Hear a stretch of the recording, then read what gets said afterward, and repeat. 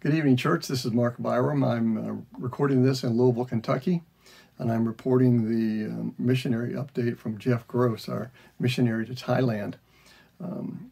Jeff reports that at the beginning of the year, they had a men's camp with the theme of Soldiers for Christ, with good attendance for that. In March, they had a women's camp with the theme Godly Women, and they invited a guest speaker who did a great job with that.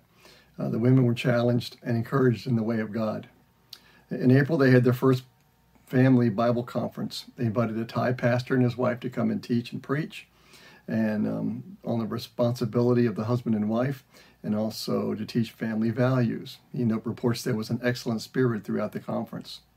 They also did some evangelism at the university. They rented a booth, set up a tract with other materials. On the table, they placed a wooden A-frame of 3 things God can't do, with 3 doors, and behind each door was a message. They also brought their instruments. They played hymns, and from the cafeteria, they played some music, and they were also handing out tracts and cookies. So he mentions prayer requests, Bas, Titan, and Champu for salvation. Also learning of the university students of language and culture, salvation for others, churches in Thailand, and seeds to take root in hearts.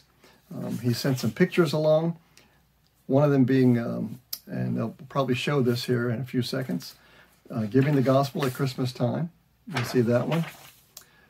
This is a young boy's graduation from kindergarten, a ladies' Bible study. This was the one that I mentioned earlier.